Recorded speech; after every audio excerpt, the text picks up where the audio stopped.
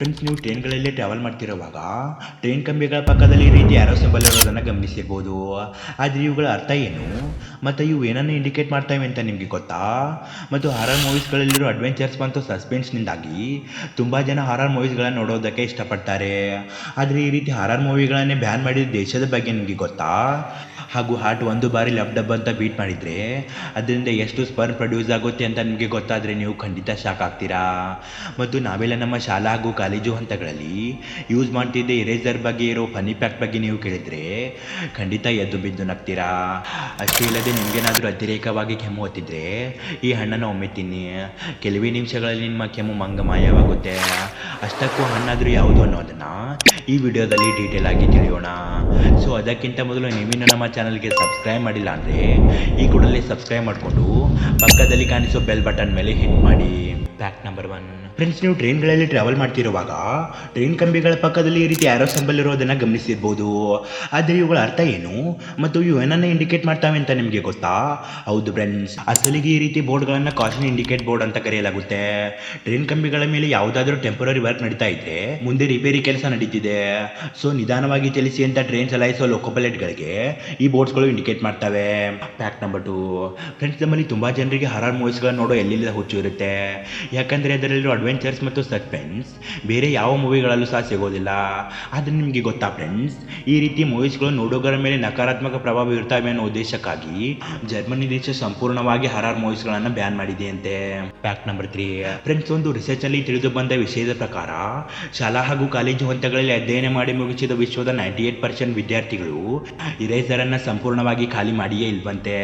ಬದಲಿಗೆ ಅದು ಕಟ್ಟಾಗಿ ಹಾಳಾಗಿರುತ್ತಂತೆ ಅಥವಾ ಅದು ಕಳೆದು ಹೋಗಿರುತ್ತಂತೆ. ಈ ರಿಸರ್ಚ್ ತಿಳಿಸಿದ ಈ ಸಂಗತಿ ನಿಜಾನ ಅಥವಾ ಸುಳ್ಳ ಎಂಬುದು ನಿಮ್ಮ ವೈಯಕ್ತಿಕ ಅಭಿಪ್ರಾಯವನ್ನು ತಪ್ಪದೆ ಕಮೆಂಟ್ ಮಾಡಿ.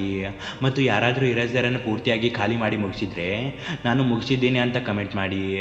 ನಿಜ ಹೇಳಬೇಕು ಅಂದರೆ ನಾನಂತೂ ಯೂಸ್ ಮಾಡೋ ಬದಲು ಕಳೆದಿದ್ದೇ ಹೆಚ್ಚು.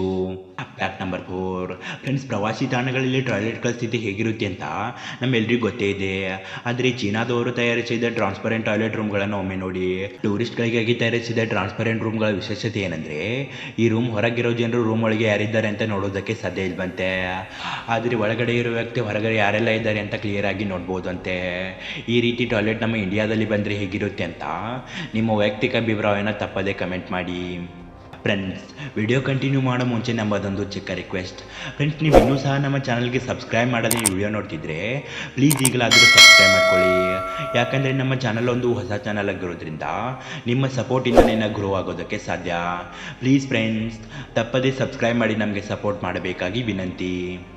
Fact number 5. ಫ್ರೆಂಡ್ಸ್, ನಿಮಗೆ ಯಾವತ್ತಾದರೂ ಅತಿರೇಕವಾಗಿ ಕೆಮ್ಮು ಬಂದರೆ ಬೆಸ್ಟ್ ನೀವು ಪೈನಾಪಲ್ ಜ್ಯೂಸನ್ನು ಕುಡೀರಿ.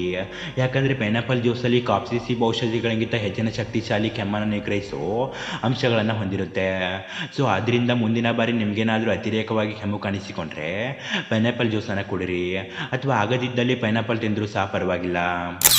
Fact number 6. ಸಾಮಾನ್ಯವಾಗಿ ಪುರುಷರ ಹಾರ್ಟ್ ಆಗಲಿ ಅಥವಾ ಮಹಿಳೆಯರ ಹಾರ್ಟ್ ಆಗಲಿ ಒಂದು ನಿಮಿಷಕ್ಕೆ 100 ಬಾರಿ ಲಬ್ ಡಬ್ ಅಂತ ಬಡಿದುಕೊಳ್ಳುತ್ತೆ ಅನ್ನೋ ವಿಷಯವನ್ನು ನಾವೆಲ್ಲ ನಮ್ಮ ಶಾಲಾ ಹಾಗೂ ಕಾಲೇಜು ಹಂತಗಳಲ್ಲಿ ಅಧ್ಯಯನ ಮಾಡಿಯೇ ಇರ್ತೇವೆ.